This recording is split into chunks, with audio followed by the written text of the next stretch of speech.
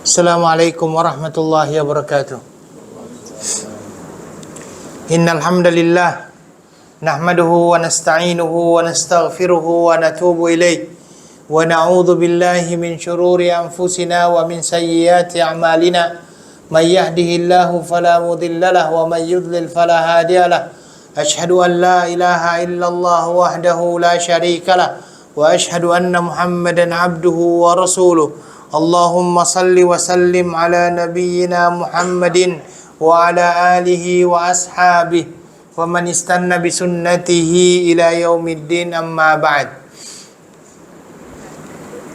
Thumma alamu anna asdaqal hadithi kitabullah wa khairal hadi hadi Muhammadin sallallahu alaihi wasallam wa syarral umuri muhdatsatuha fa inna kulla muhdatsatin bid'ah wa kulla bid'atin dhalalah wa kulla dhalalatin finnar. Ayolah wal akhwat, alhamdulillah thumma alhamdulillah, segala puji bagi Allah Subhanahu wa taala yang telah memberi kepada kita kesempatan untuk kembali bertemu di malam hari yang berbahagia ini. Kita berharap mudah-mudahan Allah Subhanahu wa taala senantiasa menjadikan pertemuan ini adalah pertemuan yang dirahmati oleh Allah Subhanahu wa taala. Salawat beserta salam kepada Nabi kita Muhammad sallallahu alaihi wasallam, Nabi akhir zaman. Kita berharap mudah-mudahan kita termasuk orang-orang yang senantiasa mengikuti sunnah-sunnah Rasulullah sallallahu alaihi wasallam, dan mudah-mudahan dengan mengikuti sunnah-sunnah tersebut merupakan pembuktian cinta kita kepada Rasulullah sallallahu alaihi wasallam. Bismillah. Baik, ayyuhal ikhwal akhwat, pada malam hari ini kembali kita akan melanjutkan pembahasan kita dalam kitab tafsir. Dan kalau tidak salah, kita sudah sampai kepada tafsir ayat yang ke-171. Betul ya? Ya, hari ini mulai. Hadis ayat yang ke-171 daripada surah Al-Baqarah ini adalah a'udzubillahi minasyaitonirrajim. Bismillahirrahmanirrahim. Wa mathalul ladzina kafaru kamathalil ladzi yan'iku bima la yasma'u illa du'a'an wa nida. Summum bukmun umyum fahum la ya'qilun. Dan perumpamaan orang-orang yang kafir seperti orang-orang yang menyeru kepada binatang-binatang ternaknya yang dia tidak mampu untuk mendengar kecuali panggilan-panggilan itu. Summun bukmun umyun, ya, mereka itu adalah tuli, bisu dan buta. Fahum la ya'qilun, dan mereka adalah orang-orang yang tidak berakal. Tayyib ayyuhal ikhwah wal akhwat.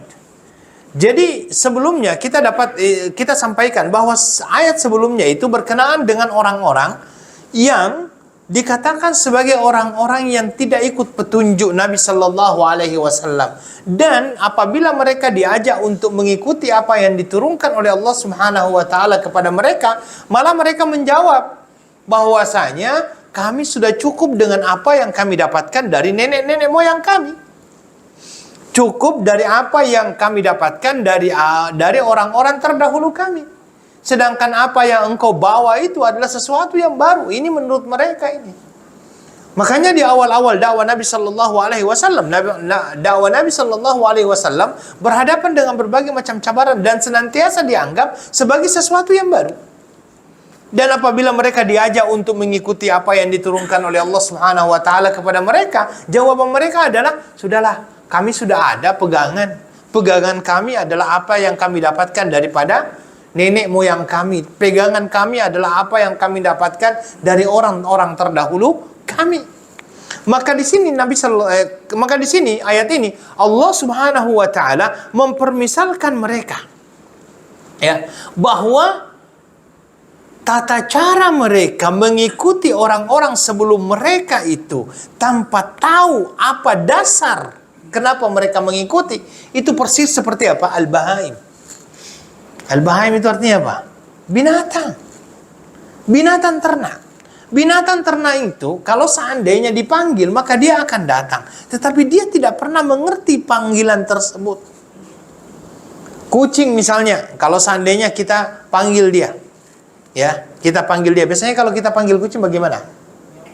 Meong, meong, begitu kan? Meong, meong. Apakah kucing tersebut mengerti apa makna meong yang kita suarakan itu? Tidak. Yang mereka dengarkan, yang kucing itu dengarkan adalah ada panggilan, dia datang.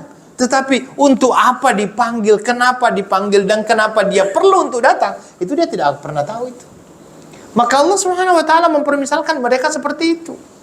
Bahwasanya binatang-binatang tersebut apabila mendapatkan panggilan daripada tuannya, dia akan datang. Tetapi kenapa dia datang, dia tidak pernah tahu itu. Ya, dia tidak pernah tahu kenapa dia datang.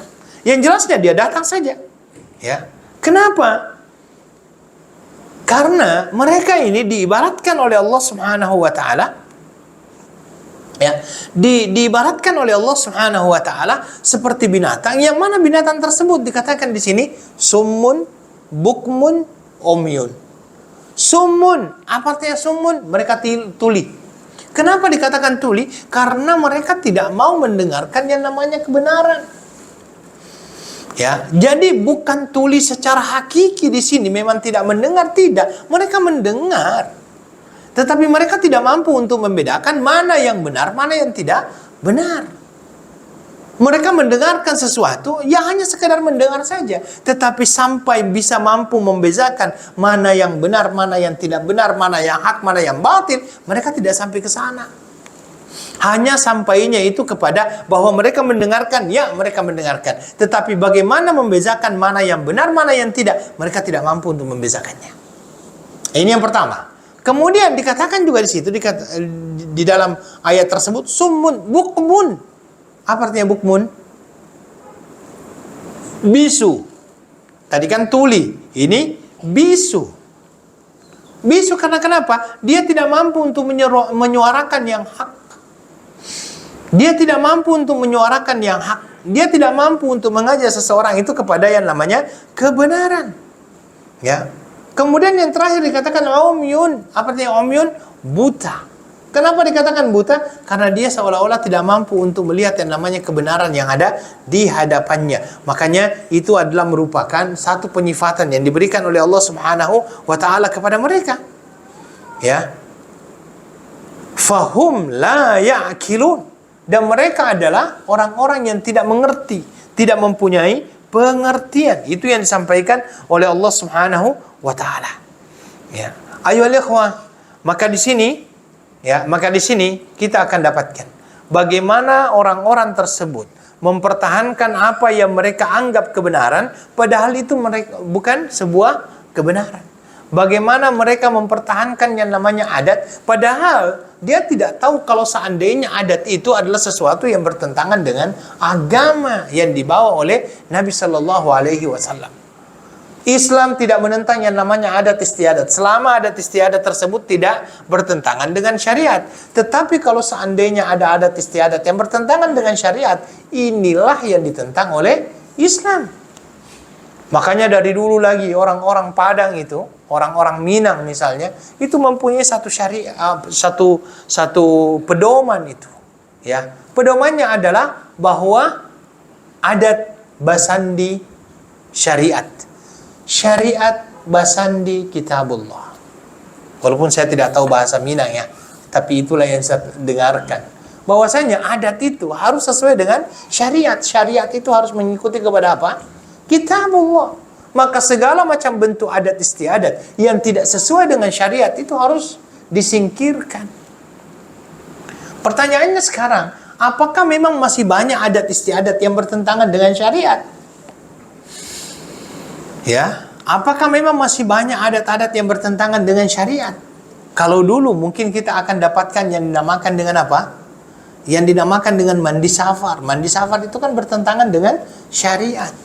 Maka itu sebenarnya perlu untuk, kalau boleh, bukan lagi kalau boleh, memang wajib untuk kita hilangkan adat istiadat seperti itu, karena bertentangan dengan syariat, bertentangan dengan apa yang disampaikan oleh Rasulullah Sallallahu Alaihi Wasallam. Saya juga baru tahu itu bahwa di daerah saya ternyata di Sulawesi itu masih ada orang yang mandi safar. Kemarin itu saya dikirimkan videonya, ya kebetulan yang menjadi pemimpinannya itu saya kenal. Ya saya kenal. Jadi dia sampaikan bahwa ini di bulan Safar mereka akan mandi safar itu katanya. dan itu mereka ambil dari nenek moyang mereka. Berarti kalau memang dari nenek moyang mereka, bukan berasal dari siapa? Bukan berasal dari Nabi Shallallahu Alaihi Wasallam. Contoh yang lainnya, ya, pengaruh-pengaruh daripada adat orang luar misalnya, yang senantiasa masuk ke dalam kita bangsa Melayu. Saya kira bangsa Melayu itu tidak mengetahui yang dinamakan dengan angka sial, kan? Orang Melayu memang mempunyai angka sial juga? Tidak, kan? Tetapi angka-angka sial itu, yang dianggap sebagai angka sial, itu sudah masuk di dalam pemikiran dan alam Melayu. Sehingga mereka kadang-kadang juga menghindarkan diri daripada nombor berapa? 13. Menghindarkan nombor 14. Kenapa saya katakan ikut-ikutan? Karena terkadang ada orang Melayu yang mempunyai hotel. Di hotel itu pun tidak ada nomor 13. Ada tak? Biasanya itu tidak ada nomor 13. Tidak ada nomor 14. Dari 12 sampai langsung 15. Ya, padahal yang mempunyai hotel itu adalah seorang Muslim. Kenapa mereka harus ikut-ikutan seperti itu? Ya, jangan sampai kalau seandainya ditanya, kenapa seperti itu? Nanti jangan sampai jawabannya, kami lihat di hotel-hotel lain begitu juga, kami hanya ikut-ikutan. Jangan. Karena kita itu mempunyai pegangan di dalam hal ini. Ya, kita mempunyai pegangan di dalam hal ini, bahwasanya di dalam Islam tidak dikenal yang dinamakan dengan angka sial. Ataupun mungkin ada yang dinamakan dengan hari sial misalnya, kan. Dan yang masalahnya kadang-kadang yang dianggap sebagai hari sial itu adalah hari Jumat biasanya, kan. Padahal hari Jumat itu di dalam Islam adalah hari yang terbaik, tapi malah dianggap sebagai hari sial dan lain sebagainya. Sehingga di dalam Islam itu, kalau seandainya adat istiadat itu bertentangan dengan Islam, memang perlu untuk dihilangkan. Tetapi kalau seandainya tidak bertentangan dengan Islam, Islam juga tidak melarang. Sebagai contoh misalnya adat istiadat kita, kalau seandainya habis Idul Fitri saling kunjung mengunjungi, boleh atau tidak? Ya kan? Itu kan kalau saya boleh katakan, ini adalah adat istiadat yang ada di tanah Melayu. Kita tidak pernah, saya tinggal di dua negara Arab, ya, Mesir dengan Saudi. Ya, saya pernah tinggal dan melaksanakan sholat Idul Fitri, Idul Adha. Mereka itu setelah Idul Fitri ya langsung main bola aja begitu, kan. Mereka liburan. Kalau kita kan di sini Masya Allah ya, 1 bulan. Ya. Tetapi apakah itu dilarang akhirnya dalam Islam? Selama itu tidak bertentangan dengan Islam, saya kira no problem. Tetapi kalau seandainya sudah melanggar nilai-nilai Islam itu sendiri, ini yang bermasalah. Ya. Maka di sini ayyuhal ikhwah wal akhwat, Allah Subhanahu wa taala mempermisalkan orang-orang yang tidak mau menerima kebenaran di sini seperti apa? Hewan. Hewan itu ikut apa yang dikatakan oleh tuannya, tetapi dia tidak pernah tahu kenapa dia datang. Antum kalau seandainya di kampung itu dulu kan punya ayam. Ayam kalau seandainya kita panggil misalnya, kita katakan ker gitu kan, dia datang. Tapi apakah ayam itu kenal, tahu kenapa dia dipanggil? Tidak. Apakah dia paham kenapa dia dipanggil? Tidak. Pokoknya dia hanya dengarkan, oh ada suara begini, datang. Ya. Banyak ayam yang datang padahal sebenarnya dia mau dipotong. Ya.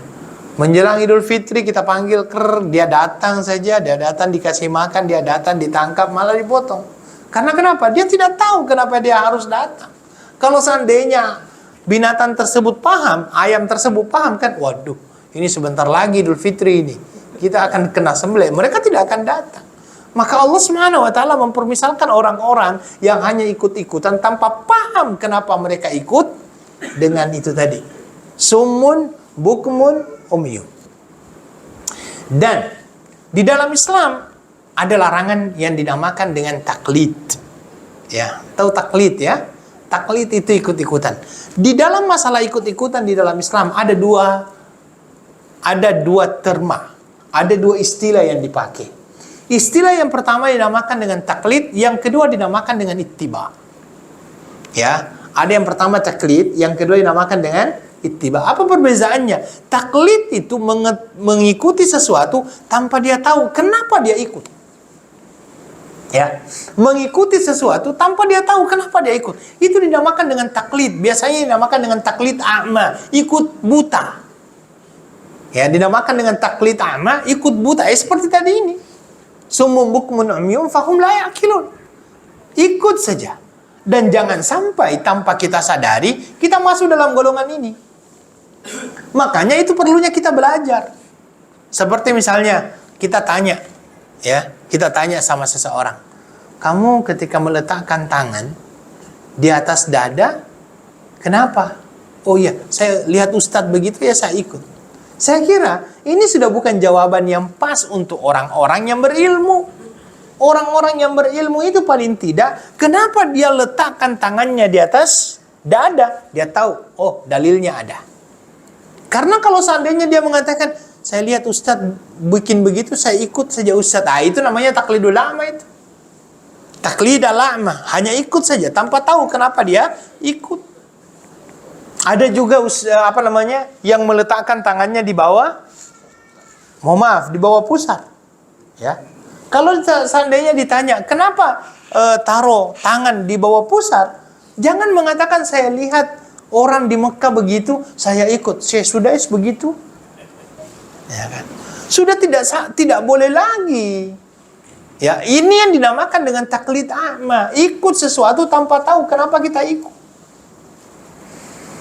Dan ini yang dibenci oleh Nabi Shallallahu Alaihi Wasallam, ikut-ikutan yang tidak ada pengetahuan di dalamnya. Kenapa dia ikut-ikutan?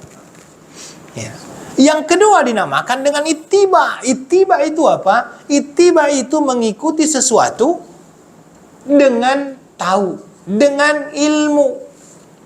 Oh iya, kenapa saya ketika misalnya takbir begini?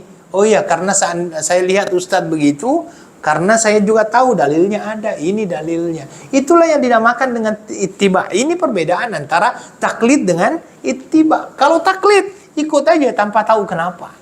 Ya. Para ulama menjelaskan, kalau dia adalah orang awam, mungkin boleh ikut tanpa paham.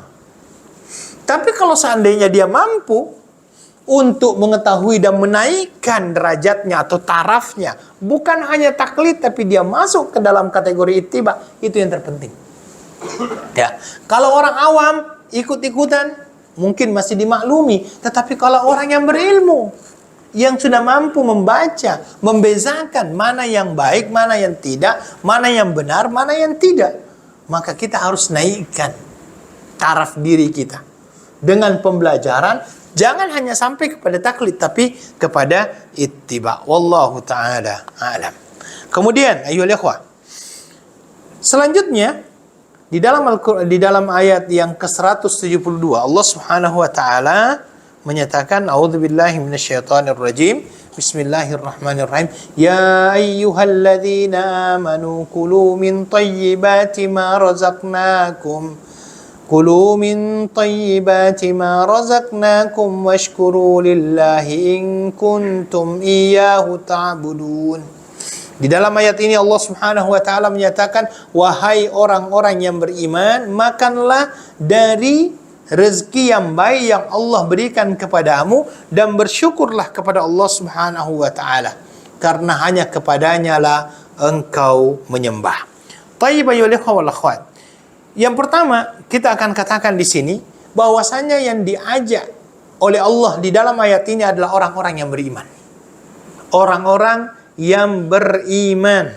Ya, dan ini biasanya kalau seandainya ayat tersebut dimulakan dengan kata-kata ya ayyuhalladzina amanu, ini menunjukkan bahwa panggilan tersebut, ajakan tersebut adalah panggilan yang penting untuk diperhatikan bagi orang-orang yang beriman. Kemudian yang kedua, di situ orang-orang yang beriman diajak oleh Allah Subhanahu wa taala untuk memakan makanan yang baik yang Allah anugerahkan kepada mereka. Ya, dan mensyukuri apa yang Allah berikan kepada mereka, karena hanya kepada Allah mereka menyembah. Baik, ayo ikhwah, kita akan mengambil beberapa pelajaran di sini. Pelajaran yang pertama, fadilatul iman. Keutamaan daripada iman tersebut, di mana Allah Subhanahu wa taala memanggil khusus orang-orang yang beriman di dalam ayat ini. Ya. Dan kalau seandainya Allah memanggil dengan memberikan penyifatan iman, ini menunjukkan iman itu adalah sesuatu yang penting di dalam diri manusia. Dan bersyukur kita ayo ikhwah, karena Allah Subhanahu wa taala memberikan dan menganugerahkan serta memberikan nikmat yang terbesar di dalam hidup kita, yaitu iman dan Islam.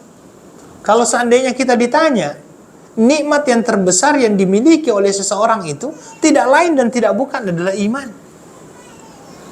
Iman itu adalah nikmat yang terbesar yang dimiliki oleh seseorang. Dan orang-orang yang beriman ini adalah orang-orang yang begitu yakin dengan apapun yang Allah Subhanahu wa taala berikan kepada dia, sehingga orang-orang yang beriman ini hidupnya senantiasa teratur, orang-orang yang beriman ini hidupnya senantiasa mempunyai tujuan. Berbeda dengan orang-orang yang tidak mempunyai keimanan. Ini pentingnya iman di dalam hidup seseorang. Antum bisa bayangkan, ada orang yang mendapatkan berbagai macam cabaran, berbagai macam cobaan yang Allah berikan kepada dia, dan dia tetap mampu untuk tersenyum. Tidak stres. Ada orang kekayaannya luar biasa, sedikit saja dapat yang namanya masalah, stres. Tetapi ada orang yang Allah Subhanahu wa taala berikan kepada dia berbagai macam cobaan, berbagai macam ujian. Anaknya meninggal, mungkin anaknya ada tiga-tiganya wafat. Tetapi ketika tiga-tiganya wafat tersebut, orang itu masih tetap bisa tersenyum. Apa yang menjadikannya bisa tersenyum itu? Apa yang menjadikan mereka masih mampu tersenyum? Kalau saya mau mengambil satu pembelajaran ya, kalau kita lihat bagaimana sahabat Nabi Shallallahu Alaihi Wasallam di awal-awal Nabi Shallallahu Alaihi Wasallam mendakwakan Islam, apa yang terjadi? Mereka disiksa, dan siksaan yang mereka dapat luar biasa. Tetapi apa yang menjadikan mereka bertahan? Apa yang menjadikan mereka bertahan? Iman. Keyakinan bahwa itu semuanya berasal daripada Allah. Keyakinan bahwa kalau seandainya mereka mampu bersabar dengan apapun yang mereka dapatkan. Dan keyakinan bahwa Allah akan menjanjikan kepada mereka kehidupan yang layak, yang lebih baik di akhirat. Itu yang menjadikan mereka tetap tersenyum. Iman. Ada orang yang berbagai macam ujian. Nabi Ayub, Nabi Ayub itu kurang apa ujiannya dari Allah Subhanahu wa taala. Tetapi ketika diminta oleh orang-orang yang ada di sekitarnya, mintalah kepada Allah agar diberikan kesembuhan, apa dia bilang? Dalam beberapa riwayat dikatakan dia sambil mengatakan, saya malu, Allah Subhanahu wa taala memberikan kepadaku berbagai macam kenikmatan, baru sebentar saja Allah uji saya sudah menyerah. Tidak. Itu kenapa? Iman yang ada di dalam dirinya. Makanya di sini dijelaskan tentang keutamaan beriman. Maka Allah memberikan panggilan khusus untuk orang-orang yang beriman di dalam Al-Quran.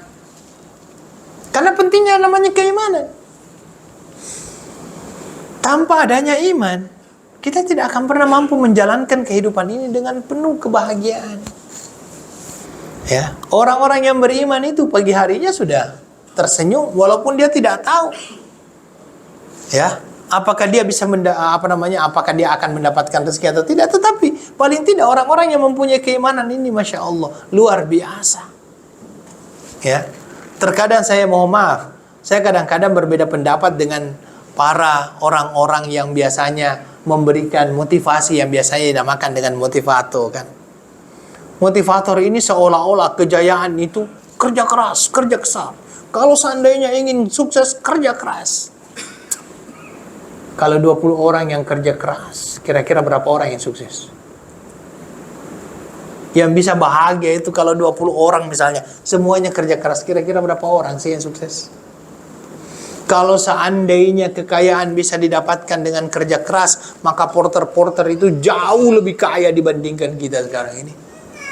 Ya kan seperti itu. Tetapi akhirnya kembali bagaimana keimanan itu ada di dalam diri seseorang, itulah yang menjadikan dia bahagia. Itu keutamaan daripada iman. Bilal bin Rabah itu kurang apa coba? Bilal bin Rabah Bilal bin Rabah itu ditarik di tengah padang pasir yang sangat panas kan. Di atasnya diberikan batu. Di atasnya diberikan batu.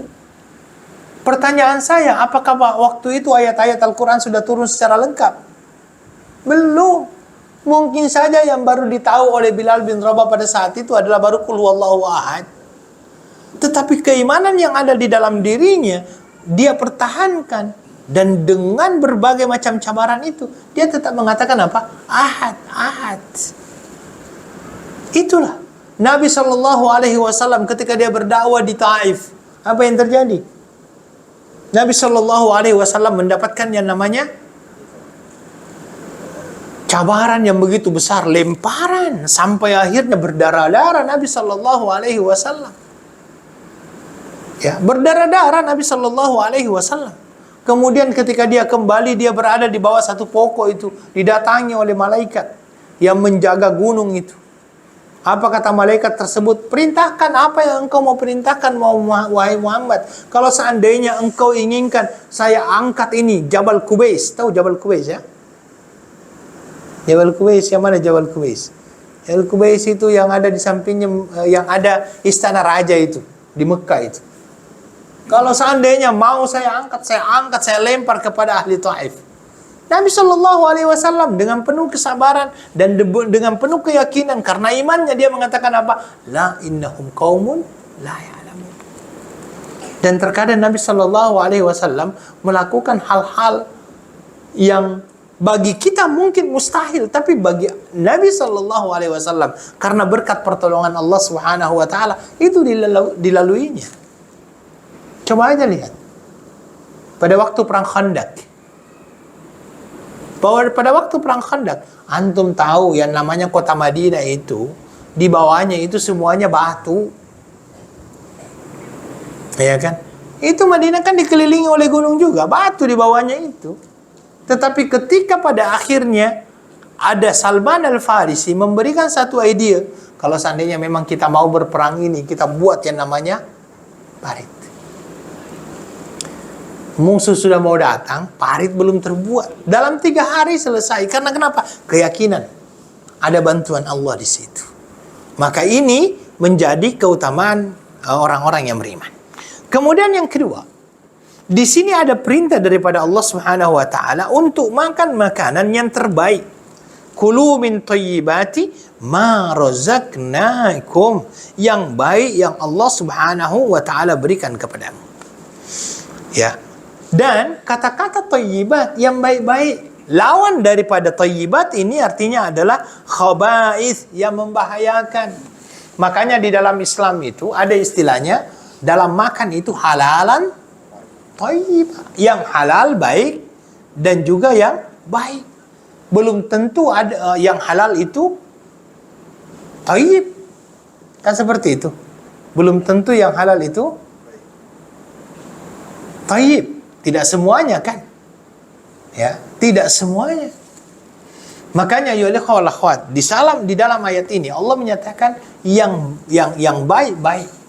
Lawan dari yang baik-baik itu adalah yang buruk-buruk. Contoh yang buruk-buruk misalnya apa? Contoh yang buruk itu. Hah? Contoh yang buruk, Nabi SAW itu pernah diberikan yang namanya dhab, ya kan? Tetapi setelah itu Nabi SAW tidak memakannya. Kata Nabi SAW, kami tidak terbiasa untuk memakannya.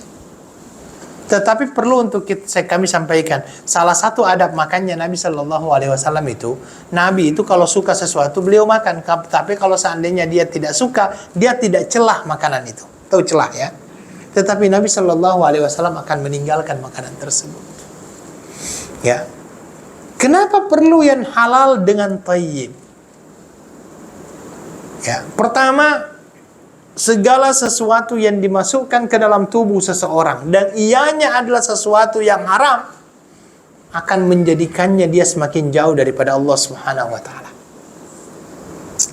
Segala sesuatu yang dimasukkan ke dalam tubuh seseorang itu, tetapi dia sesuatu yang haram, maka dia akan menjadikannya semakin jauh daripada Allah Subhanahu wa Ta'ala. Itu kadang-kadang terbukti. Kalau tidak mengena kepada kita, itu akan mengena kepada keluarga kita. Banyak orang-orang yang kaya dengan harta yang berlimpah, tetapi keluarganya tidak ada yang benar.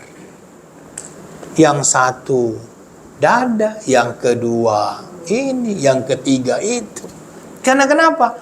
Besar kemungkinan ya berasal daripada makanan. Karena makanan yang dimakan oleh seseorang itu bisa merubah perilaku. Makanya di dalam Islam halal thayyib itu penting. Kenapa Islam melarang kita untuk memakan binatang buas?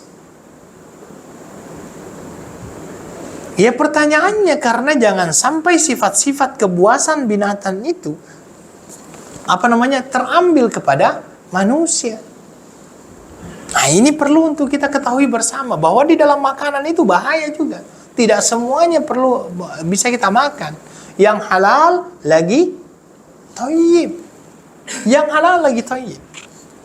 Itu yang disampaikan oleh Allah Subhanahu wa Ta'ala di dalam ayat ini. Ya ayyuhalladzina amanu kulu min thayyibati ma razaqnakum. Ya. Kemudian ayyuhal ikhwah wal akhwat. Di dalam ayat ini juga ada petunjuk daripada Allah Subhanahu wa Ta'ala untuk kita mencari yang namanya rezeki. Dan konsep rezeki yang pernah saya sampaikan sama antum. Yang dinamakan dengan rezeki itu ada dua macam. Ada tolib dengan ada matlub. Ada rezeki yang perlu untuk dicari. Ada rezeki yang datang kepada orangnya. Makanya kan mungkin antum pernah mendengarkan ada sebuah cerita. Ada orang yang mengatakannya bahwa ini terjadi antara Imam Malik dengan Imam Asy-Syafi'i. Imam Malik itu berkata bahwasanya yang dinamakan dengan rezeki itu akan datang langsung kepada siapa yang Allah sudah tentukan. Karena menurut Imam Malik, manusia sejak dia dihidupkan oleh Allah Subhanahu wa Ta'ala, itu sudah ditentukan rezekinya. Maka rezeki itu yang akan mendatanginya. Tetapi bagi Imam Syafi'i tidak. Rezeki walaupun sudah ditentukan, kita perlu untuk mencarinya. Terdapat perbedaan pendapat di situ. Akhirnya Imam Syafi'i pulang dari rumah gurunya, dia lihat ada orang yang sedang kurma itu sedang sedang dipanen kurmanya. Biasanya kan kalau orang memanen kurma, biasanya memerlukan bantuan orang-orang untuk memanen. Dan biasanya upahnya itu berupa kurma juga.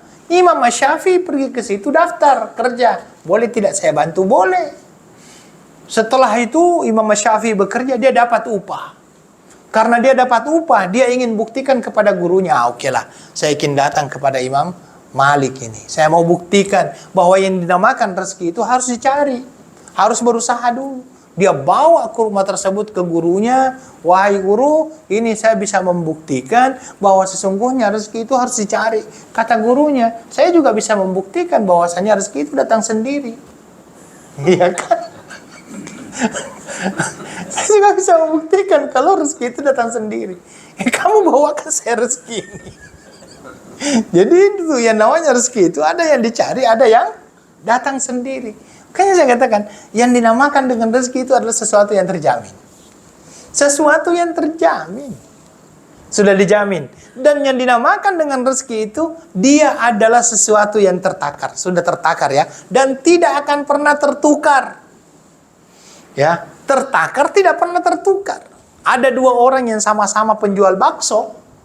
Dia boleh meniru cara Anda untuk berniaga, tapi dia tidak pernah mampu untuk copy paste rezeki Anda. Rezeki itu tidak bisa di copy paste. Rezeki sudah ditentukan oleh Allah Subhanahu wa Ta'ala. Ada talib, ada matlub.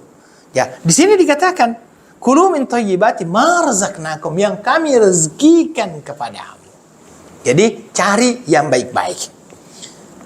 Saya masih ingat dulu itu. Ada satu penelitian di Indonesia, mohon maaf ya, ini kita ambil contohnya Indonesia, karena memang penelitiannya ini diadakan di Indonesia. Mohon maaf, alhamdulillah di Singapura ini sedikit yang namanya rashwa, yang corruption. Jadi di Indonesia itu ada satu penelitian yang menjelaskan kenapa banyak terjadi korupsi. Ya mohon maaf, ternyata salah satu faktornya adalah istri. Ya, desakan istri kepada suami-suaminya, kamu pulang harus bawa banyak uang. Itu kan. Sedangkan suami di luar ini sudah bekerja keras, bertungkus-lumus, semuanya dia, istilahnya laki-laki itu semua sudah dia kerjakan, tetapi mungkin ya Allah berikan rezekinya segitu. Balik rumah dimarahi lagi kan. Kenapa hanya segini? Oh, jadi akhirnya ya, dan di sini dikatakan bahwa salah satu penyebab kenapa orang bisa apa namanya? Bisa korupsi itu dikarenakan permintaan daripada pasangan. Makanya ayo lihat istri-istri di zaman salaf terdahulu itu, ketika dia mengantar suaminya mau bekerja dari pintu, ya di pintu itu, ketika dia mengantar suaminya bekerja, apa yang mereka katakan kepada suaminya? Suamiku, saya masih mampu untuk menahan lapar daripada menahan panasnya api neraka. Jangan sekali-kali engkau memasukkan dalam keluarga kita sesuatu yang haram. Itu pesan istri di zaman dahulu ketika suaminya keluar mencari rezeki. Dan mereka sangat-sangat qanaah. Qanaah itu punya rasa puas dengan apa yang dibawa oleh suaminya. Ya, ini yang di dalam ayat ini dikatakan kulu mimma razaqnakum kulu min thayyibati ma razaqnakum. Kemudian ayyuhal wal akhwat, washkuru lillah. Ya, kewajiban kita bersyukur kepada Allah Subhanahu wa taala. Bagaimana sebenarnya konsep syukur itu? Pertama, syukur itu akan terwujudkan dengan 3. Yang pertama, harus ada dalam hati dengan perkataan dan juga dengan perbuatan. Dalam hati bagaimana? Meyakini tentang pemberi rezeki, bahwa apapun yang didapatkan oleh orang tersebut ada yang memberikannya. Yaitu siapa? Dialah Allah Subhanahu wa taala, Maha Pemberi rezeki. Kalau itu masih ada, insya Allah aman. Kebanyakan manusia tergelincir, ya. Kebanyakan manusia akhirnya menjadi kufur kalau sudah menunjuk saya. Ya. Kalau sudah berkata aku, biasanya sudah angkuh. Aku yang berujung kepada keangkuhan. Coba kalau kita mencoba untuk melihat di dalam kisahnya Qarun. Qarun itu apa? Ini semuanya karena apa? Usahaku. Saya yang pandai. Ya, ini masalah ini. Maka syukur itu dimulainya dari hati. Meyakini bahwa apapun yang kita dapatkan, dia berasal dari siapa? Yang Maha Pemberi rezeki. Ini harus kita yakini itu. Kalau seandainya kita sudah yakini yang Maha Pemberi rezeki yaitu Allah Subhanahu wa taala, masuk kepada yang kedua, ucapkan dengan lisan. Biasanya kan kita mengatakan apa? Alhamdulillah. Alhamdulillahilladzi bi ni'matihi tatimmus shalihat. Itu biasanya yang kita ucapkan. Alhamdulillah, alhamdulillahilladzi bi ni'matihi tatimmus shalihat. Tetapi itu tidak cukup. Meyakini bahwa dialah Allah yang memberikan kepada kita rezeki. Satu, mengucapkan ya kesyukuran tersebut dengan lisan kita. Kita ucapkan alhamdulillah, ini yang kedua. Dan yang ketiga, yang lebih penting lagi adalah bagaimana kita mengaplikasikan, melaksanakan rasa syukur itu melalui perbuatan. Begini, ya. Kalau Allah Subhanahu wa taala memberikan kepada kita kesehatan, sekarang bagaimana kita mempergunakan kesehatan itu untuk menjalankan perintah Allah? Ketika Allah Subhanahu wa taala memberikan kepada kita harta kekayaan, bagaimana kita mempergunakan kekayaan tersebut di jalan Allah? Ketika Allah memberikan yang namanya handphone misalnya kepada kita, bagaimana kita mempergunakan handphone ini di jalan Allah?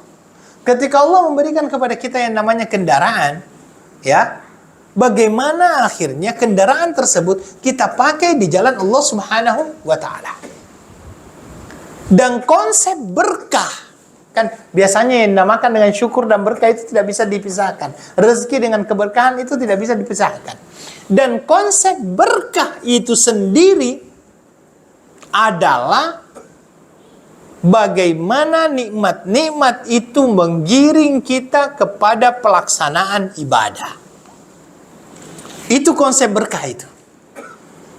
Kalau seandainya ada seseorang, kalau seandainya ada seseorang yang mempunyai kenikmatan yang begitu luar biasa, Allah berikan kepadanya, luar biasa, diberikan kesehatan, diberikan harta yang melimpah, diberikan kereta yang baru misalnya, belum tentu itu berkah. Berkah kalau dibawa kepada kebaikan. Kalau baru sebenarnya dalam bentuk kereta baru, itu belum masuk dalam kategori berkah. Ini yang banyak disalahpahami sekarang orang ini. Dapat kereta baru, alhamdulillah Ustaz, ini berkah. Ya, saya dapat kereta baru. Alhamdulillah Ustaz, berkah. Saya dapat anak yang baru. Tidak, belum dapat keberkahan itu. Dapat bini baru tidak, Bang. Bagaimana keberkahan tersebut? Konsepnya bagaimana? Ya. Konsepnya bagaimana yang namanya keberkahan tersebut? Keberkahan itu yang akan membawa seseorang kepada pelaksanaan ibadah sesuai dengan petunjuk Nabi. Itu berkah. Makanya kalau seandainya misalnya dapat bini baru, ya kan? Keberkahannya bagaimana? Kalau dia membantu kita untuk beribadah. Kalau kita mau mendapatkan anak misalnya, bagaimana anak-anak tersebut mendoakan kita? Makanya saya kadang-kadang berkata begini, konsep keberkahan terhadap anak itu bukan banyaknya anak. Tetapi konsep keberkahan dalam anak itu adalah ketika anak kita mampu mendoakan kita ketika kita sudah berada di bawah tanah. Doa-doa mereka menembus langit ketika kita berada di bawah tanah. Itu berkah. Konsep anak yang berkah, anak soleh di dalam Islam itu simpel sebenarnya. Nabi tidak pernah berkata, anak yang soleh itu adalah anak yang dokter.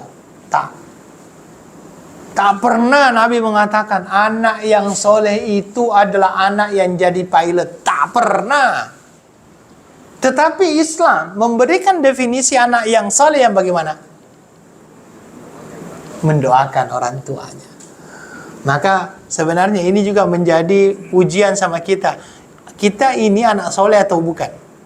Kalau ingin mengetahui kita anak soleh atau bukan, kita sering mendoakan orang tua atau tidak. Kalau seandainya kita tidak pernah mendoakan orang tua, jangan-jangan kita juga bukan orang soleh.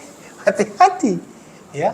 Karena Nabi mengatakan salah satu konsep dinamakan soleh kalau dia mendoakan orang tuanya. Dan ini keberkahan, ini kenikmatan, ini nikmat yang Allah berikan dan semakin berkah. Betapa banyak orang tua yang kalau seandainya anaknya sudah sukses di dunianya, malah dia kesepian. Tidak jarang kan kita bila ada orang tua yang mengatakan, Ustaz, anakku yang ini Masya Allah sudah dokter, tapi dia sudah tak pernah balik. Anak saya ini pilot, dia tak pernah balik. Dia telepon pun sekali sebulan, Ustaz. Atau kadang-kadang dia hanya telepon di Idul Fitri aja. Sekarang pertanyaannya, apakah itu masuk dalam kategori kesuksesan? Saya kira tidak. Apakah itu masuk dalam kategori keberkahan? Tidak. Ya, bahkan kadang-kadang yang lebih menyedihkan lagi ketika ada seorang anak sama-sama tinggal di Singapura, satunya di Tampines, satunya di Jurong.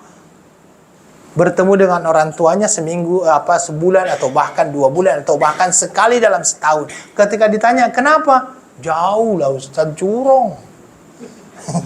Tampines, Jurong. Jauh lah Ustaz, Jurong.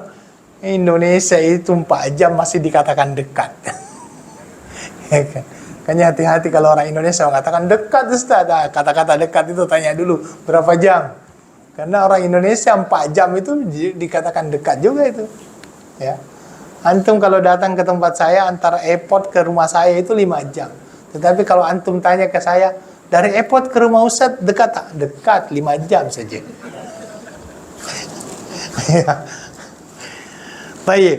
Jadi di situ dikatakan washkurulillah. Itu kesyukuran itu lebih bagaimana kita mengaplikasikannya dalam bentuk ibadah. Ibadah, kesempatan kita beribadah kepada Allah itu adalah kenikmatan. Ketika kita khusyuk di dalam beribadah itu adalah kenikmatan. Ya, itu adalah kenikmatan. Ketika kita masih mampu untuk melangkahkan kaki kita ke masjid, itu adalah merupakan satu kenikmatan yang perlu untuk kita syukuri. Dan di sini Allah mengatakan washkuru lillah, bersyukurlah kepada Allah.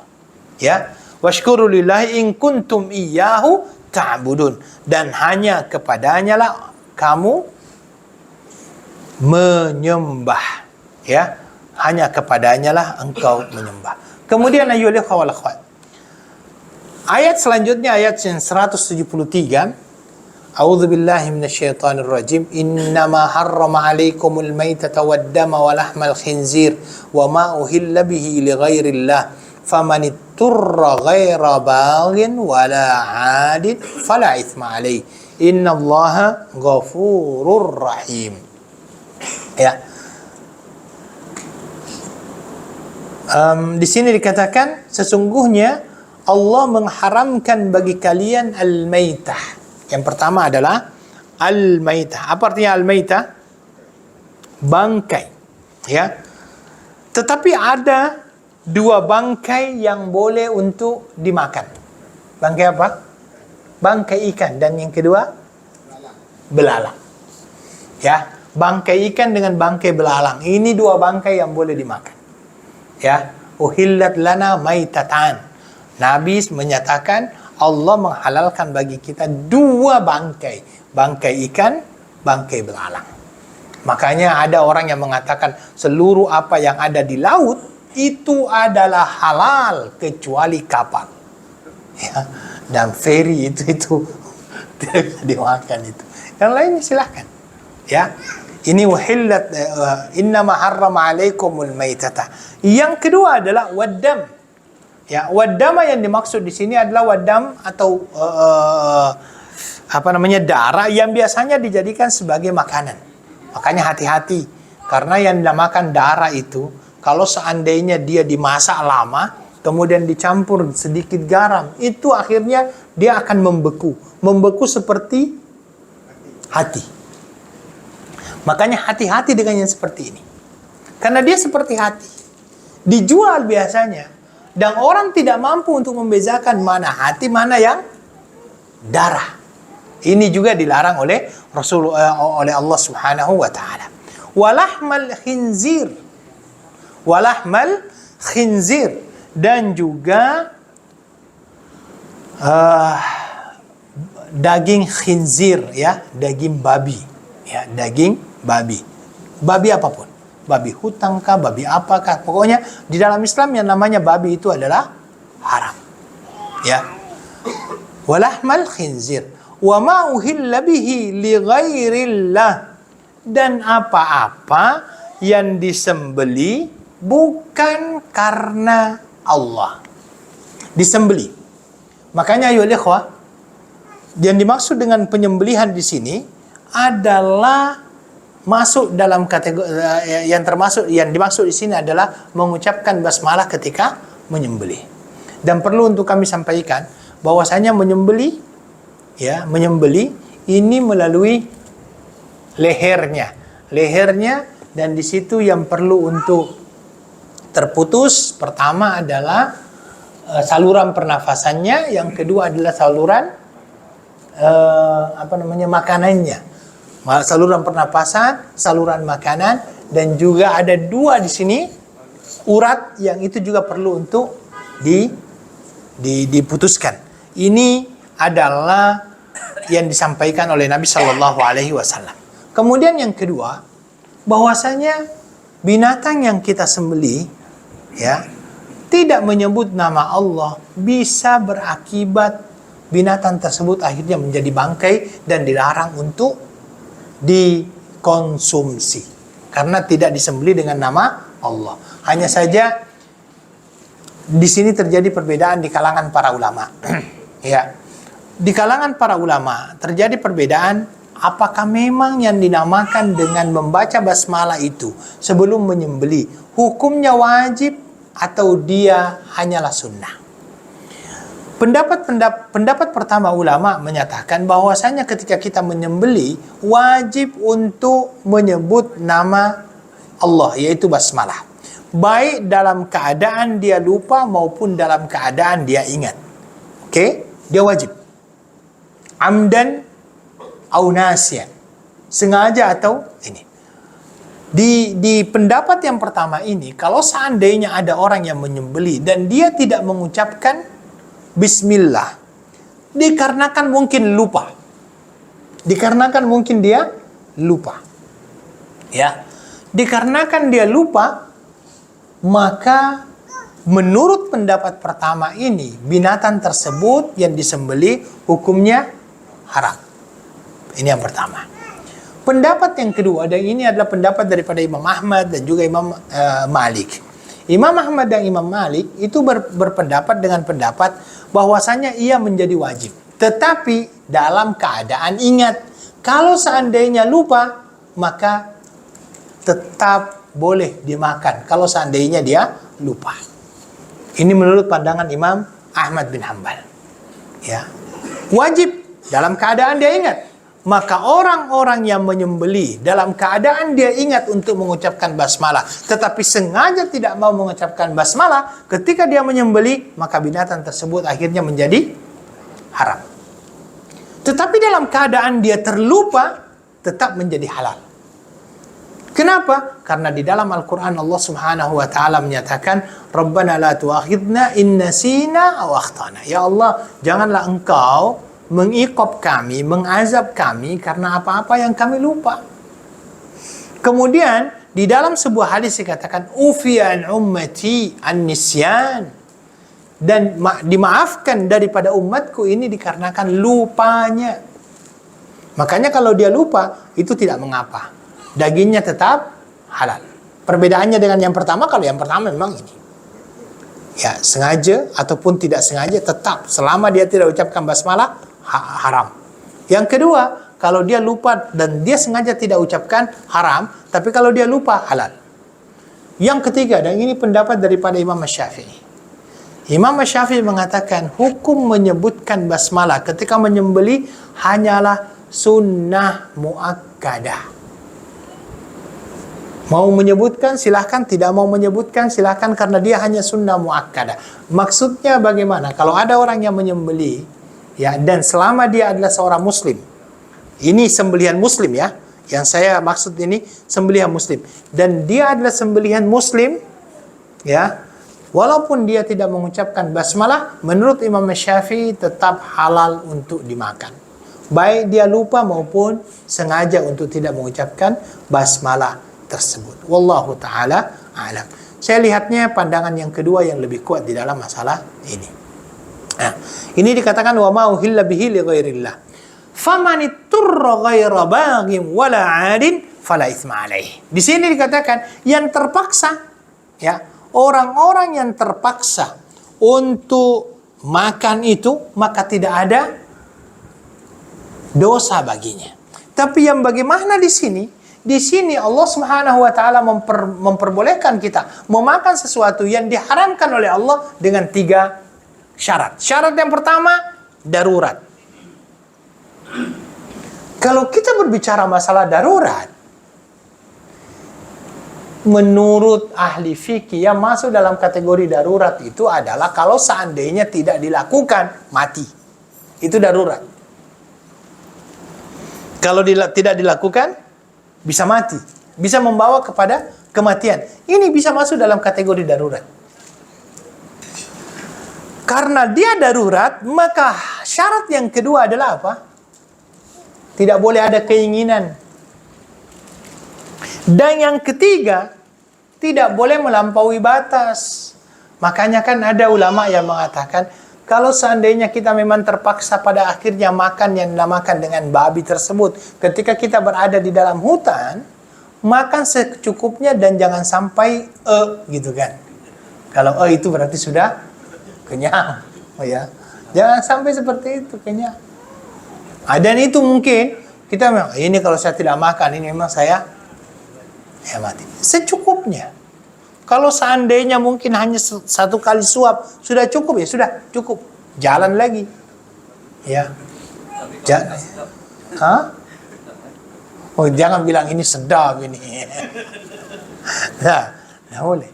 Ya itu. Faman iturra ghaira baghin wala 'adin fala itsma 'alaihi. Kemudian dikatakan innallaha ghafurur rahim, sesungguhnya Allah itu Maha Pengampun lagi Maha Penyayang.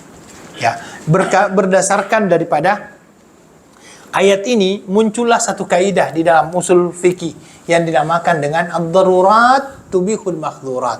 Segala sesuatu yang mendesak bisa menghalalkan apa-apa yang dilarang. Ad-darurat tubihul mahdzurat. Tetapi yang perlu untuk diketahui di sini adalah bagaimana sebenarnya kita mengukur yang namanya darurat ini. Kalau yang dinamakan dengan darurat yang saya tahunya, kalau seandainya dia tidak lakukan bisa membawa kepada kematian. Itulah yang dinamakan dengan darurat.